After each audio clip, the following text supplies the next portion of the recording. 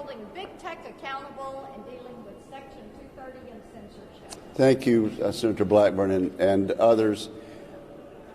The last quarter of a century has seen enormous growth in the internet, and much of it's been positive, as we all know. But the result of this quarter century has been that it has allowed a handful of internet big tech platforms to grow enormously large, enormously rich, and enormously powerful, to the point where they decide what is the news. They decide what information the public is going to get and what information is going to be blocked.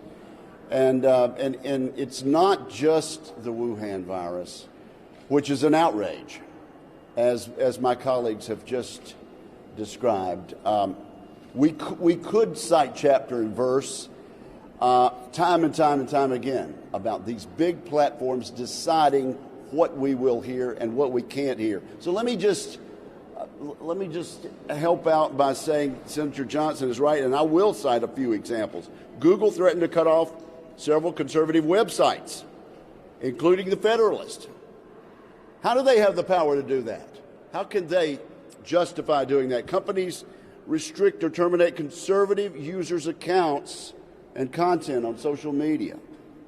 Facebook announced it's suspending the account of a former president of the United States. That is too much power for them to decide who can and who cannot make news and be quoted.